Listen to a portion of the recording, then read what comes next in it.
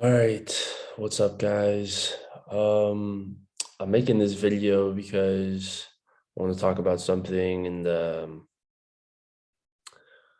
yeah. So, I mean, we all people everybody wants happiness, right? People want to feel happy. They want to they have this sort of like faint idea of what happiness is and everything like that.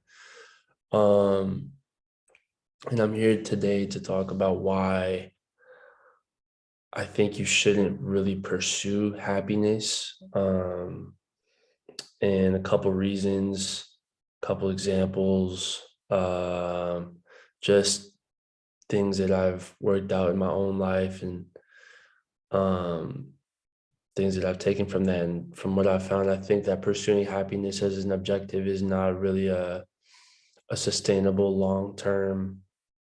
Um, it's not feasible long term, I think.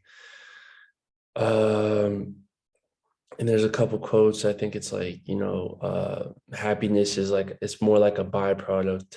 Um, yeah, it's more of a byproduct than anything. And also the backwards law. This really changed my perspective on a lot of things. Um, but the backwards law essentially is from Alan Watts, and it says that the more that you want something, the more you reinforce the idea that you lack it in the first place.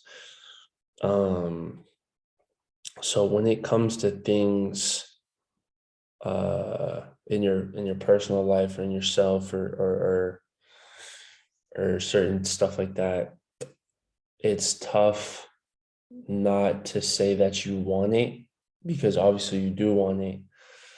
But the trick is to understand that you already have it, and practicing the idea that you already have it, um, because when you want something, it's outside of yourself. So like if you want, uh, like if you say, for example, you want happiness, you externalize it. You say, okay, you take happiness outside of yourself and you put it out here. And you say, oh, I want that. When you there was no reason to put it out there. It was already right here. By wanting it, by putting it out there, you take it out of yourself. um so there's a couple things, couple tricks, things that I visualized that I think might be able to help some of you or some of you guys or some of you people or whatever. And this is something that I do practice like within myself, within my daily life. Obviously I fall short sometimes, but it's all good. Um, so I don't know. I think people are pretty familiar with the terms hedonism, dopamine, serotonin. One, uh, I think, more unfamiliar term is eudaimonia. Uh, Hedonism, for those maybe who are somewhat unaware, don't know. It deals more with like pleasure seeking.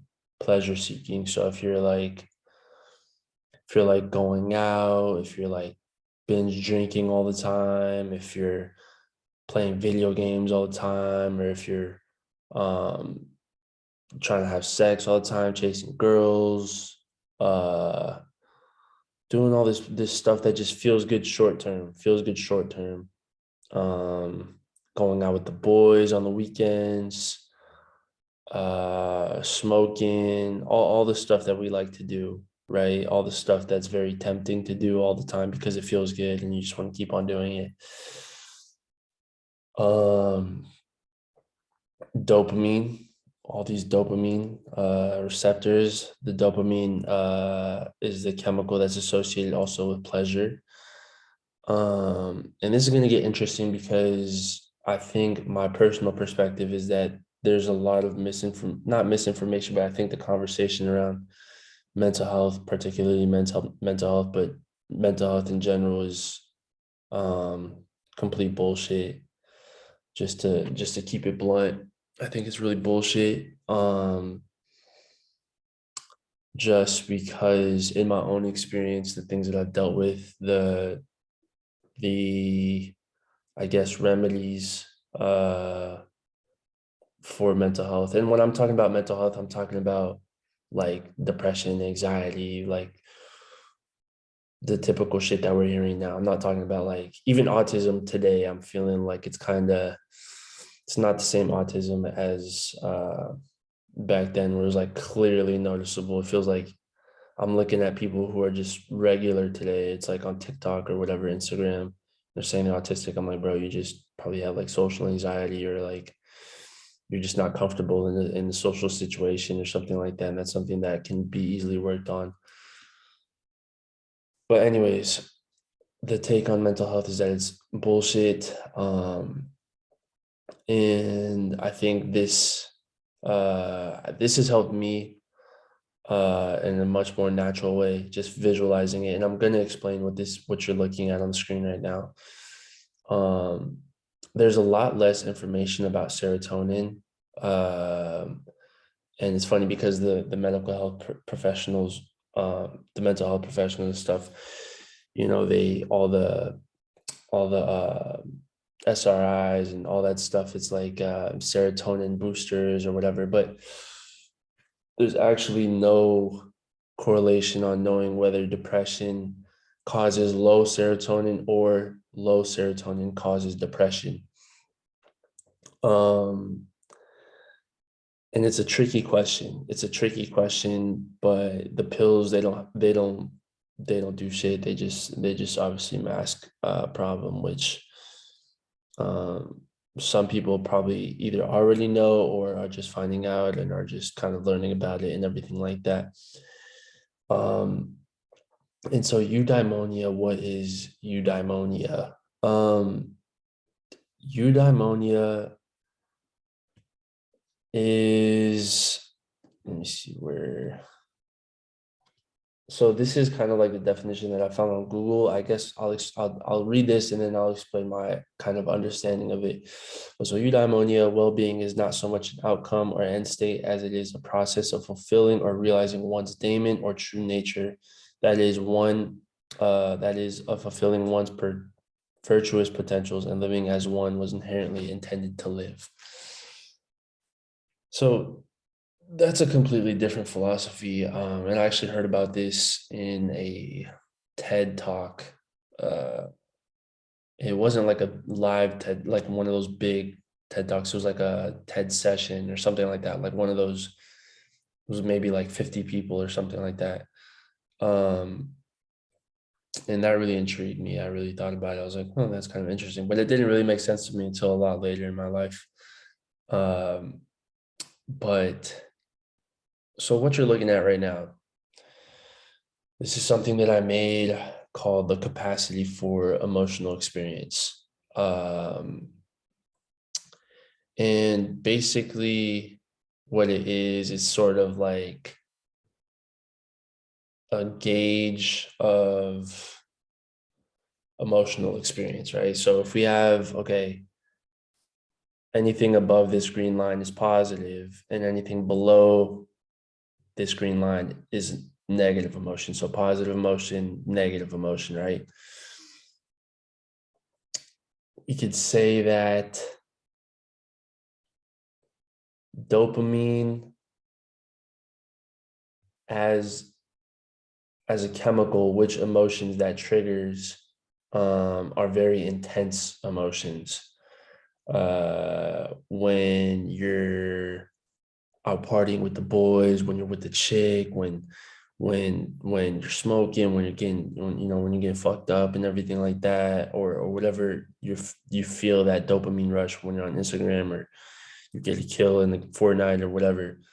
You get those dopamine hits, though that it's an intense emotion, but so you're up here, right? You're on the positive. But on the flip side, you're gonna crash, you're gonna feel like absolute shit. Like you're gonna, you know what I mean? When you come down from that, when you come down from everything else, you're gonna feel like absolute shit. Um, and so people think that that's happiness. People think like, oh, like I just need to go out, I just need to get fucked up. And I'm not saying that those things aren't good. I'm not saying that's not at all what I'm saying, which I'll get to the next point after I'm done explaining this. That's not at all what I'm saying. I'm just making the association between a hedonistic lifestyle and dopamine. Um, so when you're living those sort of moments and going through that lifestyle, you will be prone to feel these higher highs and lower lows um, from the dopamine hits and as a byproduct of that lifestyle. Uh, and so this is something that I think a lot of people are not looking at, um, which is a eudaimonistic, I guess that would be the word, and serotonin. Um, so when I think about a hedonistic lifestyle, it's very short term, it's super short term. And a eudaimonistic, that's what we're going to call it, lifestyle is much more long term.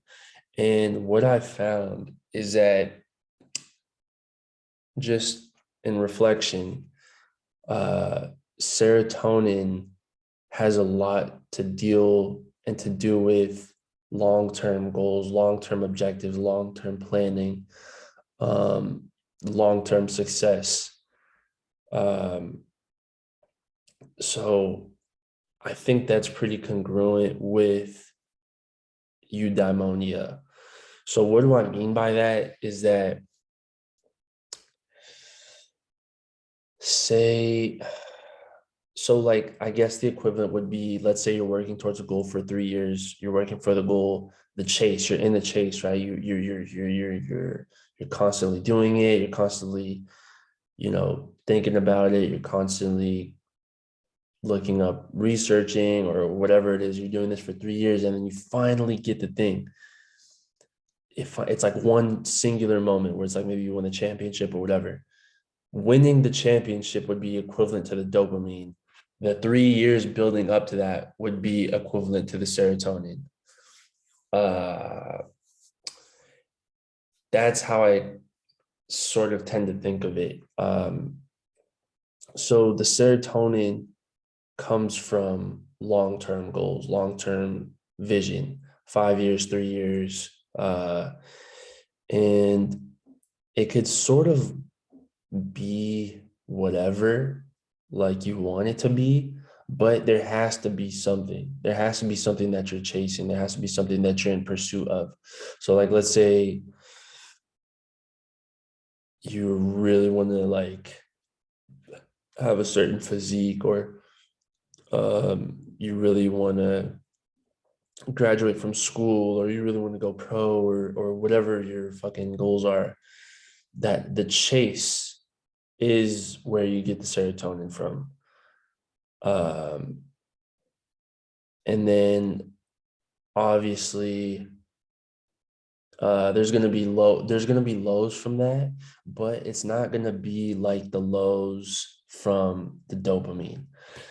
The lack of serotonin, um, I think that comes more from loss of purpose, loss of structure, loss of sort of vision of what you're doing, and that's why people are low on serotonin.